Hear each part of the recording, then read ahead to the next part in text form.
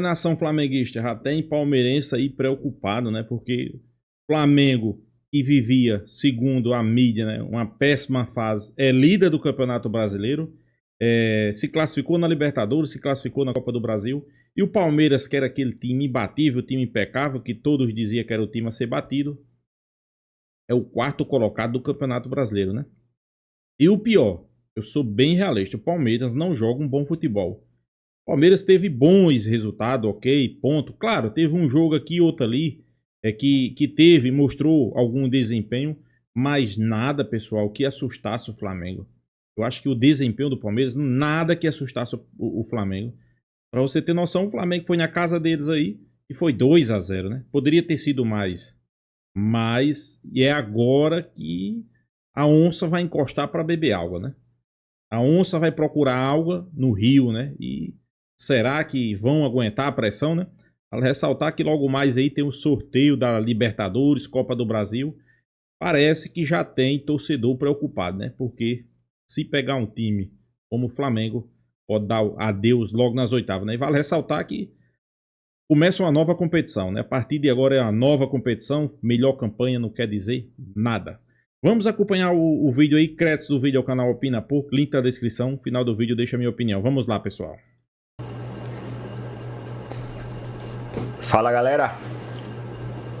Estamos aqui para mais um vídeo, tá? Não tem como começar esse vídeo, né? Não tem, galera, simplesmente não tem, tá? Um jogo tenso desse. Uma comida de paçoca de Abel Ferreira e com sua comissão técnica, porque eu vou explicar o porquê, mas na minha opinião é uma comida de paçoca. E o que acontece agora é que a gente despenca na classificação do Campeonato Brasileiro. Tô com a classificação aqui atualizada. Vamos para a quarta posição.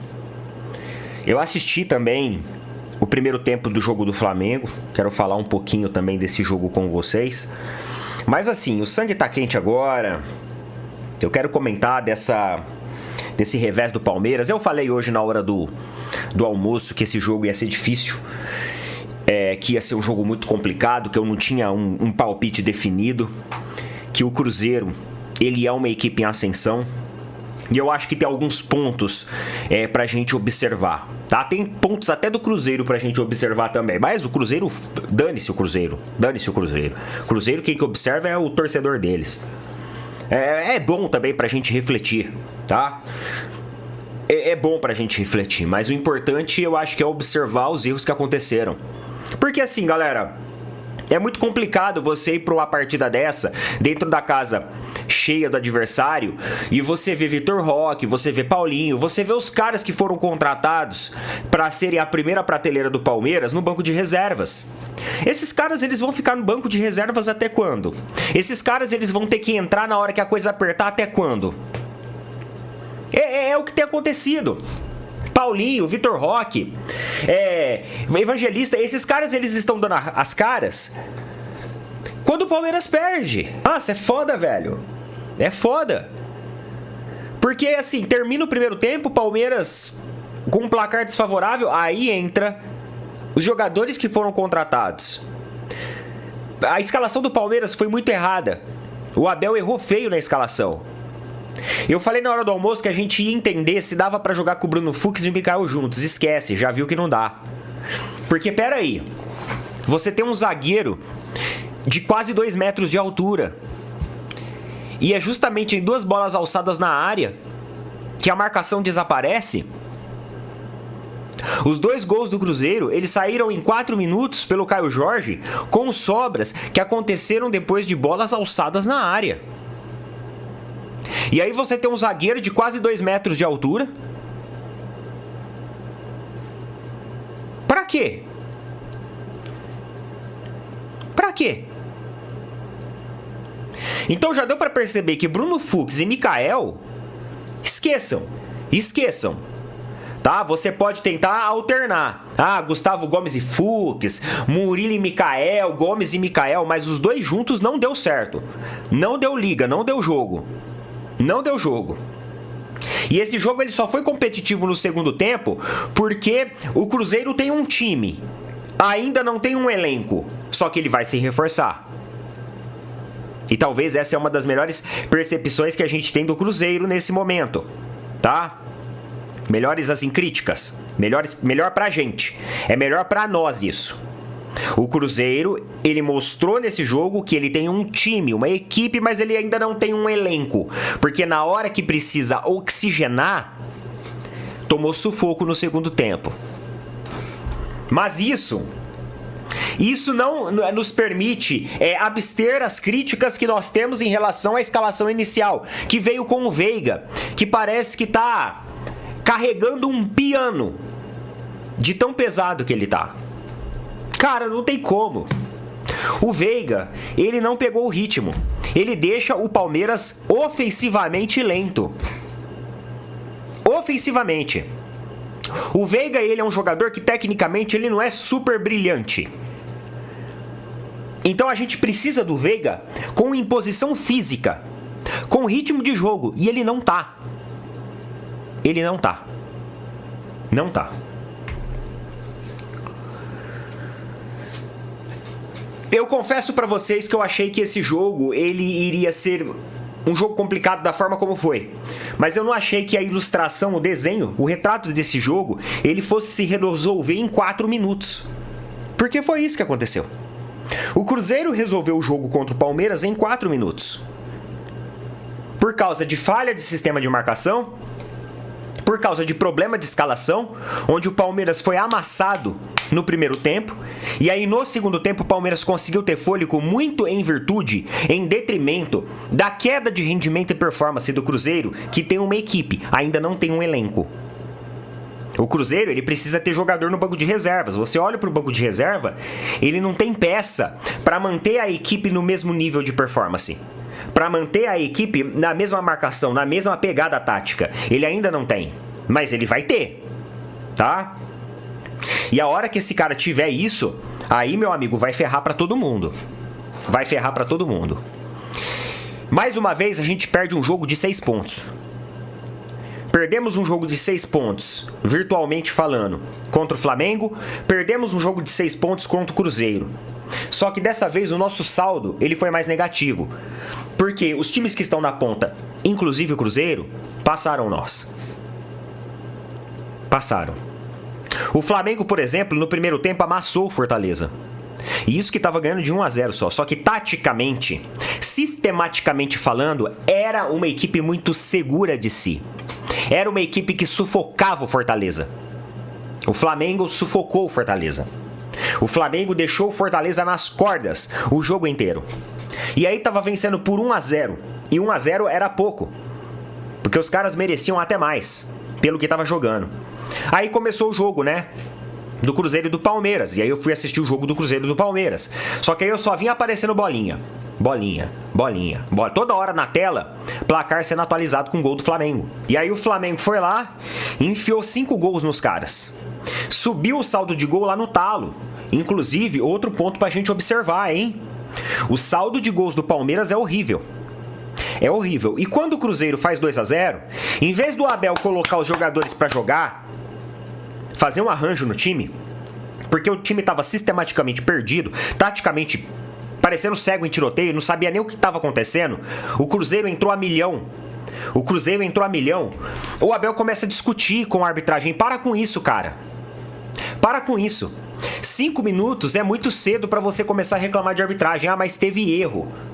Tá, mas é vida que segue. Os caras não marcaram. Não vai dar sempre pra gente ganhar no grito em cima da arbitragem. E esse é outro ponto. É o erro de escalação de entrar com um time com freio de mão puxado. É 2 zagueiros que foram contratados e, pelo visto, não conseguem segurar a bronca de ter um sistema defensivo, um sistema de marcação efetivo. E aí, no segundo tempo, o Palmeiras entra com um punhado de jogador, com um punhado de atacante.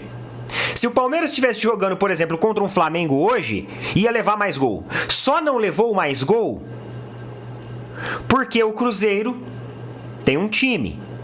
Ainda não tem um elenco. Por quê? Se o Cruzeiro tivesse um elenco, o Palmeiras levava mais gol. O Cruzeiro caiu demais no segundo tempo e aí só deu Palmeiras. com um punhado de jogador ofensivo jogando ao mesmo tempo, confundindo a marcação do Cruzeiro. Mas confundindo a marcação do Cruzeiro porque, tecnicamente falando, os jogadores cansaram. Os jogadores cansaram. E aí o sistema do Cruzeiro já não funcionou mais. Só que se a gente pega uma equipe mais preparada, uma equipe que tem banco de reservas, pô, cara, olha as substituições do Flamengo. Entra Michael, entra Pedro. Entram os caras fudido. Aí quando você olha o banco de reservas do Cruzeiro, não tem muita opção. O banco de reservas do Palmeiras é muito bom também. Só que hoje, Paulinho, Vitor Roque, esses caras não eram pra ser banco de reservas. Evangelista não era pra ser banco de reservas. Esses caras é pra ser titulares. Nós estamos entrando num Super Mundial de Clubes com o Paulinho fora de ritmo. Nós estamos entrando num Mundial de Clubes com o Vitor Roque ainda não entrosado. Nós não sabemos hoje qual que é exatamente a escalação do Palmeiras, porque cada hora o Abel vem com uma coisa, a comissão técnica vem com uma coisa. E só não foi pior por causa desse fator. Porque, por exemplo, o Fortaleza perdeu de 5-0. 5-0. E agora, olha só, Flamengo, primeiro lugar. Cruzeiro, segundo lugar. Red Bull Bragantino, terceiro lugar. Palmeiras, quarto lugar. Aí você fala assim pra mim, Neto, tá no começo da competição, calma, eu sei, só que nós perdemos 12 pontos virtuais quando falamos dessas duas derrotas consecutivas que sofremos. Basicamente, contra os times que estão na ponta, nós não conseguimos vitória. É isso. E não pode ser assim. Tá? Porque se nós vencemos das equipes pequenas e eles também vencem, uma hora a gente tem que desempatar isso. Flamengo hoje chega com um saldo de 20 gols. O Palmeiras tem um saldo de 4 gols. Ofensivamente falando, fizemos mais investimentos, aportamos mais dinheiro. E aí, o que está acontecendo? O nosso saldo de gols está inferior até que o Red Bull Bragantino. Está inferior que o Cruzeiro.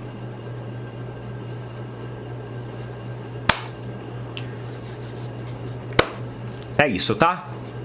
A gente fala mais no vídeo de amanhã.